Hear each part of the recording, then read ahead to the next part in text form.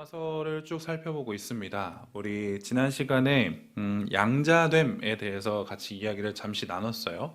하나님의 놀라우신 은혜로, 전적인 은혜로 우리가 의롭다 여김을 받게 되었다라고 한다면 우리는 하나님의 자녀로서 살아갈 수 있는 엄청난 은혜를 누리게 된다라는 것. 성령이 내 안에 계시다라고 하는 것, 성령이 내주하신다라고 하는 것은 우리는 결코 바랄 수 없었어요. 바라지도 않았고요. 그런데 하나님의 놀라우신 은혜로 말미암아 내 안에 성령님이 계시다라고 하는 것이 우리의 삶에 있어서 가장 큰 은혜이고 축복이다라는 것을 이야기했습니다. 그런 사람들, 성령의 내주하심이 있는 자들을 그리스도인이라고 부르고 하나님의 자녀라고 하는 양자됨이라고 하는 단어로서 설명할 수 있죠. 우리가 하나님을 아빠, 아버지라고 부를 수 있는 것 또한 하나님의 놀라우신 은혜이다라는 것을 이야기해 드렸습니다.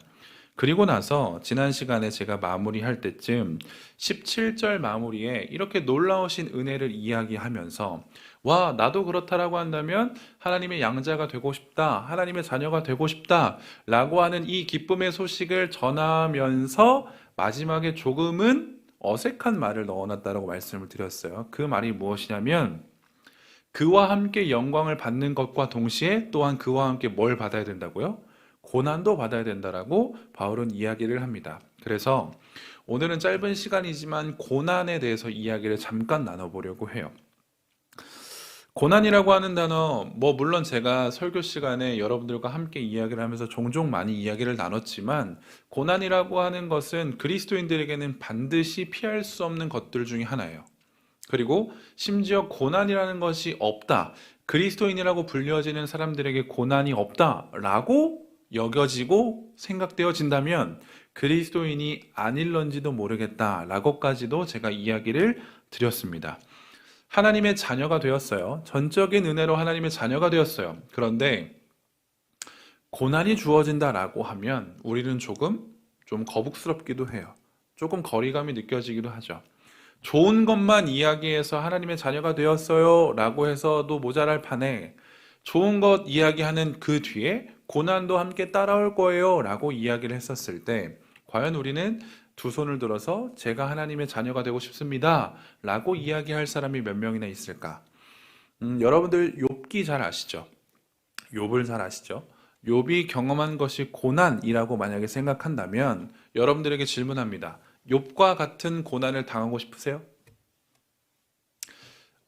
물론 너무 극단적이긴 하지만 욥과 같은 고난이 있어야지만 하나님의 자녀로 일컬음 받겠다라고 이야기한다면 여러분들은 욥과 같은 고난을 받겠다라고 이야기하실 수 있으시겠어요?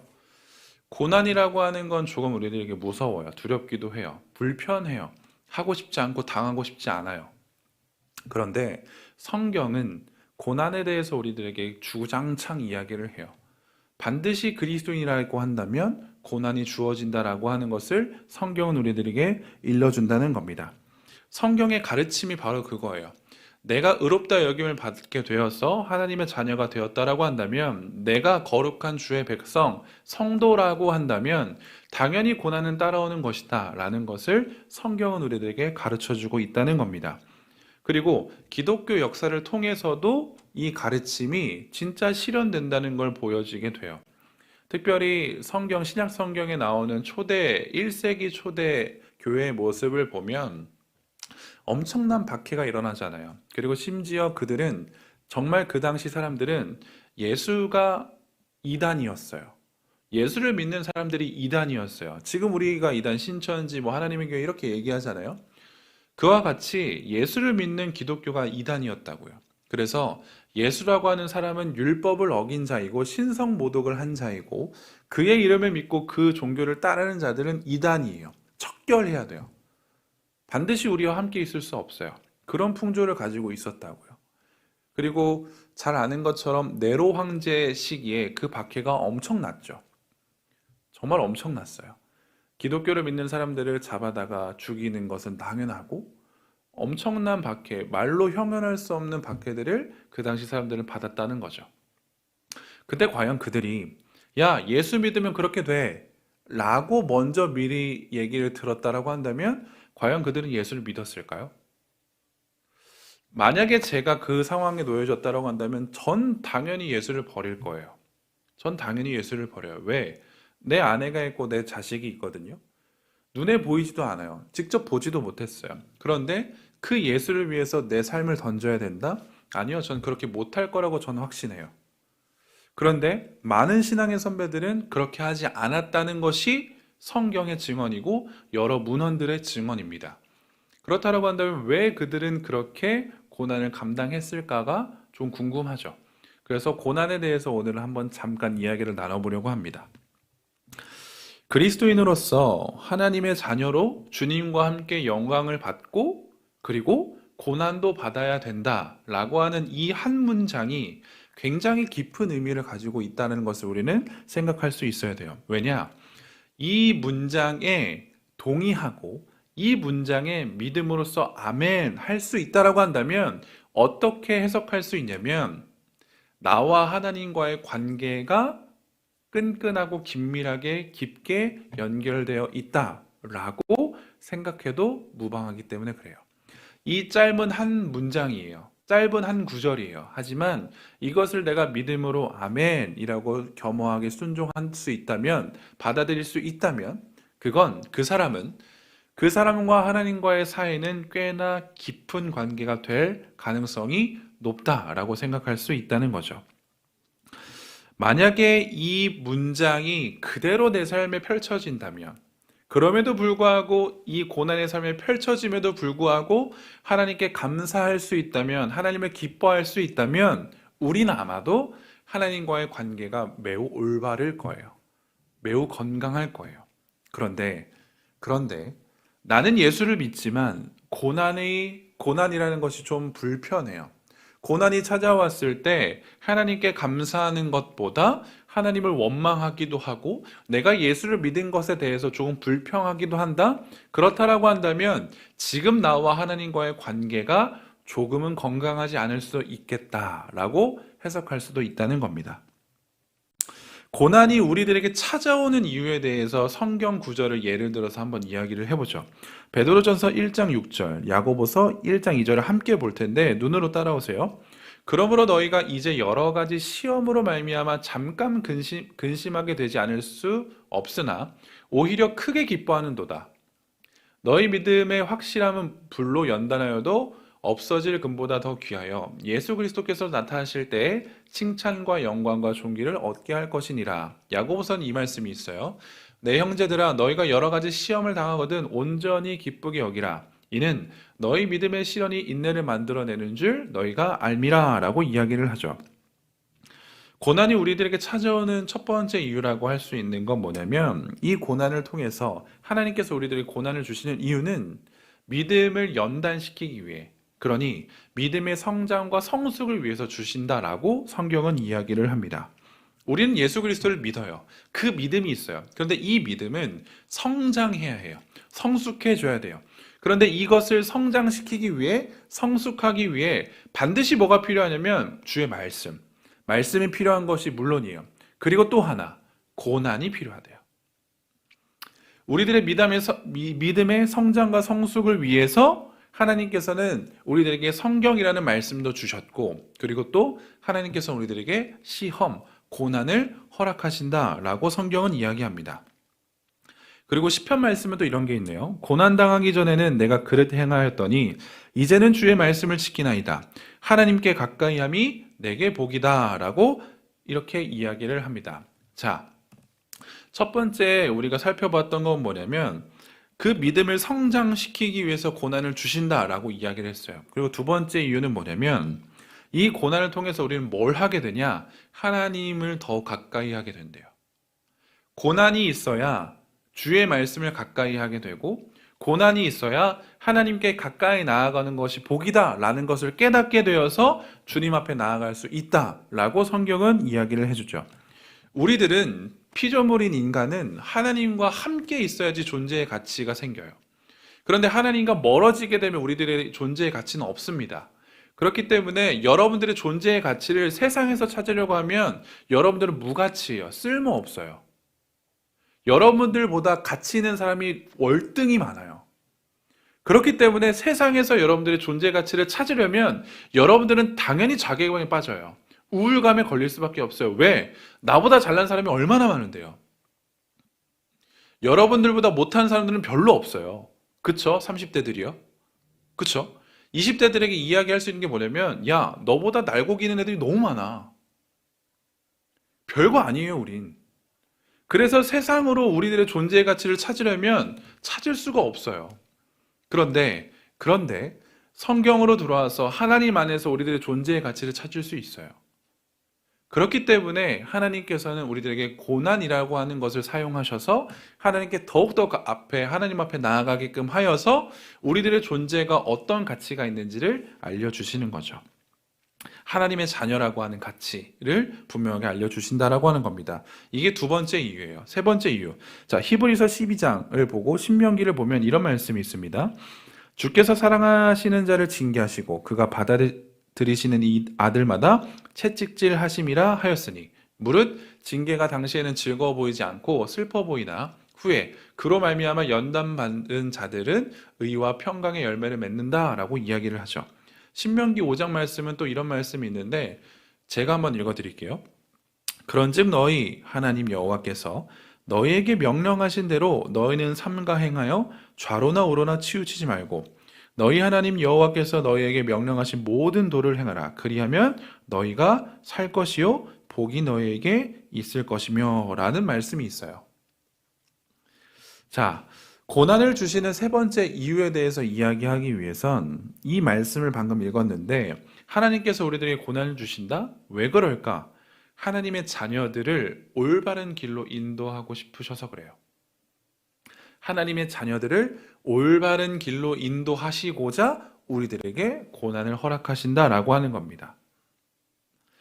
징계는 우리가 보통 생각할 때 징계는 잘못한 사람들에게 주어지는 거라고 생각할 수 있어요. 그게 당연한 결과값이라고 생각할 수 있겠죠. 만약에 그런 식으로 성경을 보게 된다면 하나님께서 이스라엘 백성들에게 분노하시고 진노하시는 것이 어색해요. 불편해져요. 아니 하나님께서 사랑하셔서 출애굽시키셨는데 왜 다 죽이셔? 로밖에 되지 않아요. 설명되지 않는다는 거예요.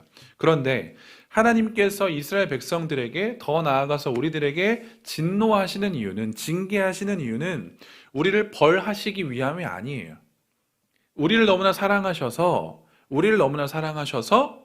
하나님께서는 우리가 옳은 길로 가게끔 하시기 위해서 징계하시고 벌하신다라는 것을 이야기하는 것입니다. 그것이 성경의 가르침이에요. 그리고 오늘 본문에서 이야기하는 것을 토대로 네 번째 이유를 찾을 건데 그 이유는 뭐냐면 우리로 하여금 그리스도의 고난에 참여하기 위해서예요. 우리는 주의 고난에 참여해야 하는 자들입니다.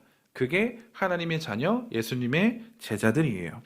우리는 예수 그리스도를 따라가는 자들이에요. 그 발자취를 따라가는 자들이에요. 예수님의 신실한 제자가 되기 위해서 그분이 행하신 것들을 우리는 잘 익혀야 하고 그 모습을 우리는 보여줄 수 있어야 되는 자들입니다. 근데 고난은 유쾌하지 않잖아요.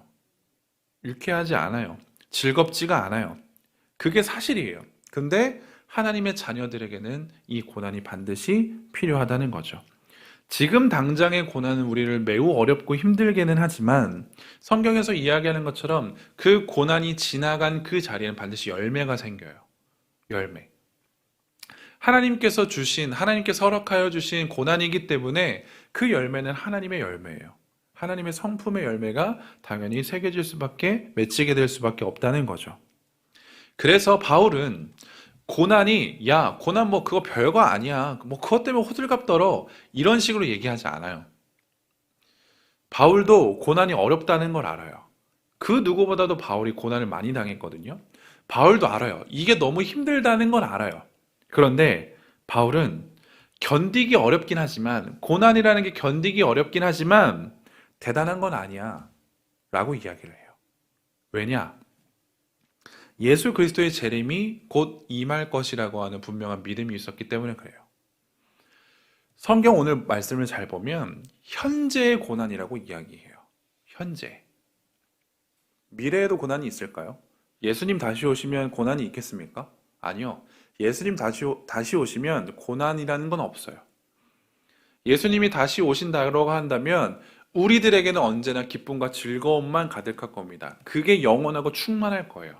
그게 예수 그리스도를 기다리는 자의 소망이요, 확신이요, 믿음이에요. 이걸 바울은 알았기 때문에 고난을 현재의 고난이라고 이야기하죠. 현재는 찰나예요. 예수님이 오시면 그 영혼은 무궁무진합니다. 우리가 시간적으로 계산할 수 없어요. 상상할 수 없어요. 그렇기 때문에 예수님이 오시면 기쁨과 감사라고 하는 것이 무한대로 펼쳐질 거예요. 그 무한대의 영역 속에서 현재라고 하는 건 진짜 찰나죠. 잠깐이에요. 그렇기 때문에 고난이란 건 대단한 건 아니라고 바울은 이야기하죠. 물론 그 고난을 지나는 현재는 힘들긴 해요. 어렵긴 해요. 그런데 그건 영원한 시간 속에서는 아주 찰나이기 때문에 대단한 건 아닙니다. 여러분들이 공감하실 거예요. 지금 20살 친구들은 수능이라는 게 굉장히 크잖아요. 그렇죠? 자, 저와 공감하시는 분들 청년들이요. 고개를 끄덕이십시오. 직장 갈 때 수능 중요합니까? 안 중요하죠. 수능 성적 막 갖고 오라 그래요? 아니요. 제 수능 볼 때 전 공구학번이기 때문에 09년생 수능이었겠죠? 그때가 언어가 불수능이었어요. 언어가 진짜 어려웠대요. 그래서 저는 공부를 진짜 못했어요. 그래서 항상 수능 준비를 하면서 언어 영역을 풀 때 항상 5등급 맞았거든요. 근데 제 친구들이 막 엄청 욕하고 때렸어요. 그러니까 왕따는 아니었어요. 그런데 저를 엄청 막 이렇게 공부하라고 막 때리고 혼냈던 친구들이 있어요. 근데 그 친구들 인강을 들었단 말이에요. 근데 막 인강을 들으면서 막 저한테 소개시켜줘요. 야, 너 인강 안 들으니까 네가 5등급 맞는 거야. 이 패배자 같은 놈아. 이러면서 막 이렇게 욕을 해요. 남자애들은 그러니까요. 근데 뭐 어차피 저는 공부를 안 했으니까, 운동했으니까 고3 때, 고등학교 3학년 때까지 수능을 봤죠. 근데 제가 처음으로 딱 시간에 맞춰서 마킹까지 끝낸 거예요. 그 쾌감. 정말 행복했어요. 잘 보고 못 보고는 중요하지 않아요. 90분 내로 내가 1번부터 예를 들어서 50번 문제까지 다 풀었고, 마킹까지 다 했어요. 그리고 종이 딱 울렸어요. 너무 행복했어요. 처음 있는 일이었으니까. 그리고 나서 시간이 지났죠. 12월 달이 됐어요. 성적표를 주잖아요. 근데 저의 담임 선생님이 놀랬어요. 왜냐? 애들 성적을 봤는데 언어 영역 애들이 다 망쳤거든요. 근데 제가 3등급을 맞았어요. 근데 저를 그렇게 놀렸던 친구, 항상 모의고사 보면 1등급 맞고 2등급 맞던 친구는 4등급을 맞았어요. 제가 고등학교 3학년 때 그 반에 한 40명이었거든요. 10등 했어요, 언어 영역을. 되게 잘 본 거잖아요. 전 되게 뿌듯했단 말이에요. 근데 이걸 제가 오픈하지 않는 이상 사람들은 관심 없어요. 제가 신대원 들어갈 때 영역을 저 10등 했습니다. 자랑했을 것 같아요? 아니요. 그때는 그게 중요했고 그때는 그게 어려웠단 말이에요. 그때 그 성적을 받지 못해서 막 사람들에게 막 질타받고 막 놀리고 그건 어려웠어요. 근데 시간 지나봐요. 그건 아무것도 아니에요. 이와 같이 바울이 이야기하는 건 뭐냐면 현재의 고난은 지금 잠깐은 아프겠지만 아니 시간 지나봐 아무것도 아니에요. 왜? 예수 그리스도께서 재림하시면 그 기쁨이 영원할 것이기 때문에 그래요. 그리스도인들이 고난을 바라볼 수 있는 자세가 그래야 돼요. 이 고난은 영원하지 않습니다. 끝나요. 끝나기 때문에 우린 희망이 있는 거예요. 만약에 이 고난이 끝이 없었다라고 한다면 그리고 기독교 역사에서도 우리 믿음의 조상들에게도 그 고난이 끝이 없다. 야, 죽어서도 이 고난이 시작되더라, 진행되더라 라고 하는 이러한 뉘앙스가 펼쳐졌다면 우리는 성경의 이야기를 믿지 않았겠죠. 그런데 분명히 이야기합니다. 고난은 현재의 고난이에요. 로마서 5장은 이런 말씀이 있죠. 다만 이뿐 아니라 우리가 환난 중에도 즐거워하나니 이는 환난은 인내를, 인내는 연단을, 연단은 소망을 이루는 줄 알미로다. 데살로니가 후서 1장 4절에 이 말씀이 있습니다. 그러므로 너희가 견디고 있는 모든 박해와 환난 중에서 너희 인내와 믿음으로 말미암아 하나님의 여러 교회에서 우리가 친히 자랑하노라. 고난은 현재의 고난, 잠깐의 고난이에요. 근데 이 고난을 지나기 위해선 미래의 소망을 바라보기 위해서 뭐가 필요하면 인내라는 것이 필요하죠. 견딜 수 있는 게 필요해요. 인내가 필요해요. 성도의 인내라고 하는 것은 단순히 그냥 버티자가 아니에요. 야, 이건 잠깐 지나간대. 그냥 버티자. 눈 감고 있어. 몰라. 그냥 버텨. 이게 아니에요. 성도의 인내라고 하는 것은 물론 버티는 것도 포함이 되지만 그 안에 뭐가 포함이 되냐면 하나님에 대한 기도가 포함이 되어 있어요. 여러분이 고난 중에 계십니까? 고난이 진행 중이세요? 그건 곧 끝나요. 근데 언제 끝날지 우리는 알 수 없지만 그건 반드시 끝이 있습니다. 그런데 그때 우리가 아무것도 안 하고 가만히 있어야 되는 게 아니라 하셔야 될 게 한 가지가 있는데 그게 기도라는 거예요. 기도하면서, 기도로 인내하면서 이 잠깐의 고난을 이겨내시고 버텨내셔야 돼요. 현재적인 고난을 대하는 이 그리스도인들에게는 반드시 인내라고 하는 성품이 필요하고 그 인내 안에는 버티는 것과 동시에 하나님에 대한 확신을 가지고 기도하는 것이 포함이 되어 있습니다. 그래서 여러분들이 만약 고난의 시기가 있다면 지금 하나님에 대한 확신으로 기도하시면서 나가셔야 됩니다.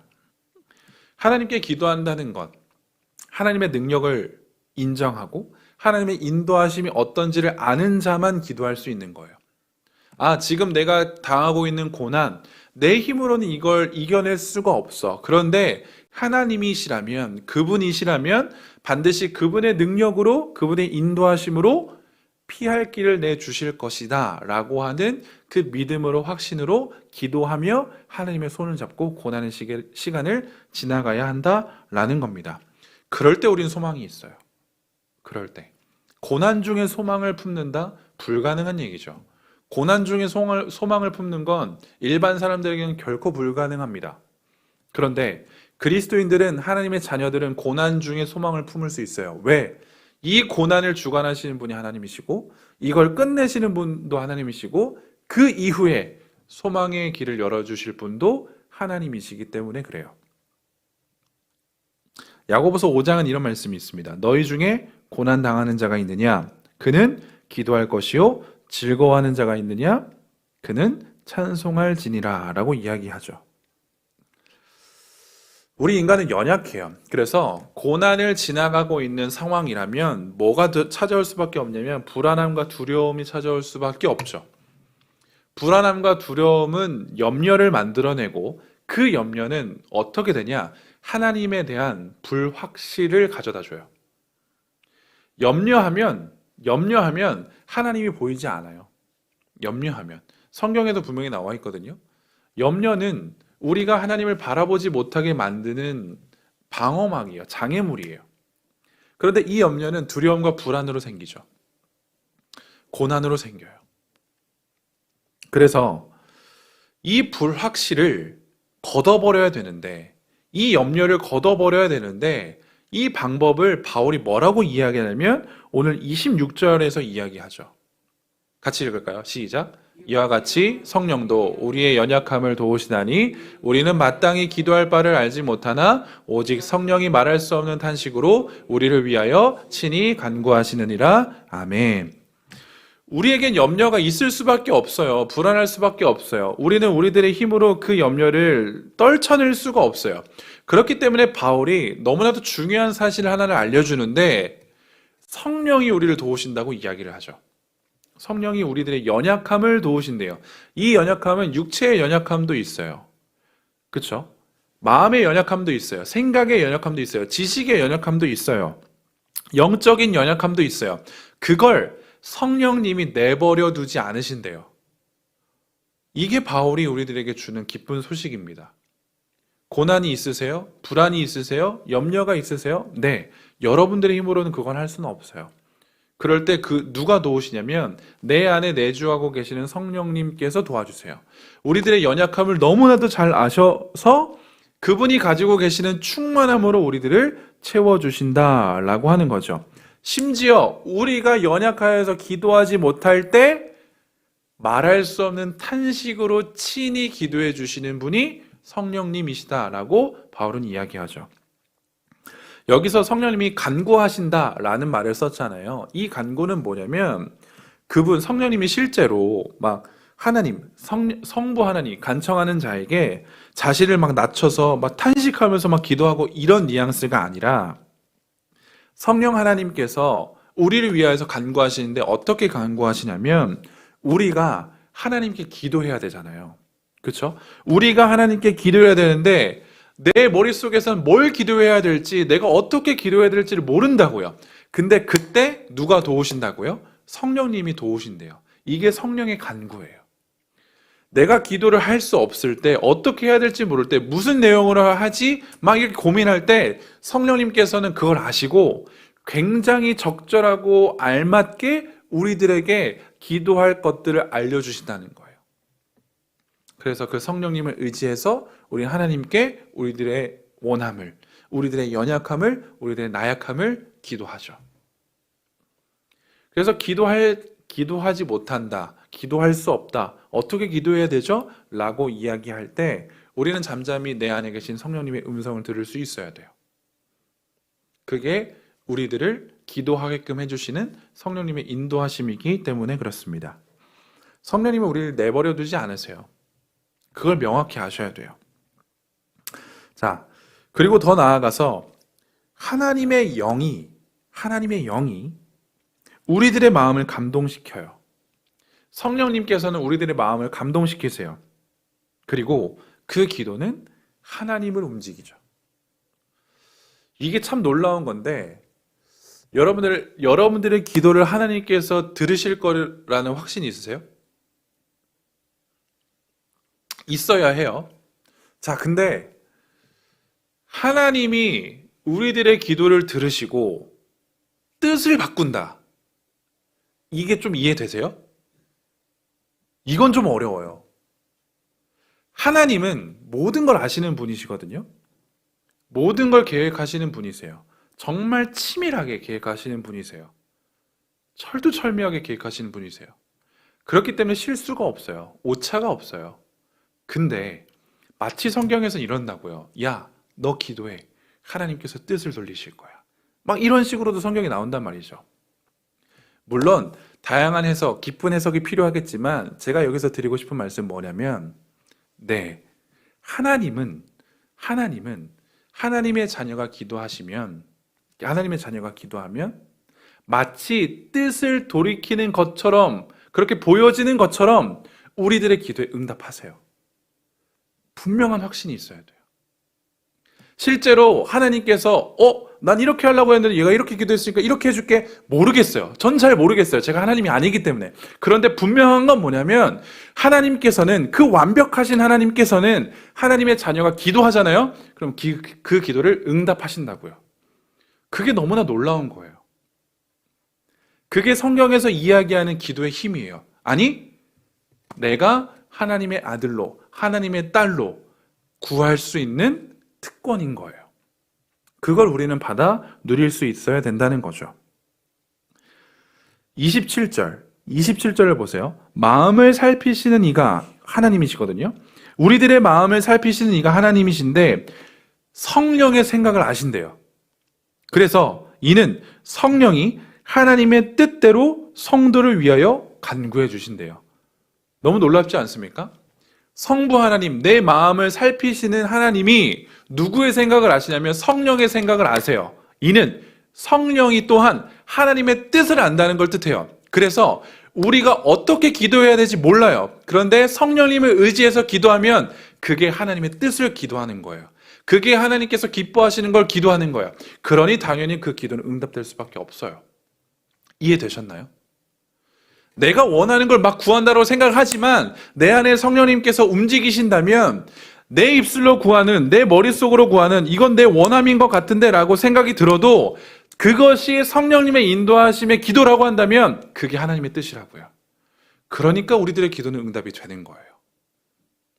그래서 우린 기도해야 해요. 그래서 고난 중에 우린 기도해야 돼요. 왜? 이 고난도 하나님의 뜻이거든요. 이 고난도 하나님의 기뻐하심이거든요.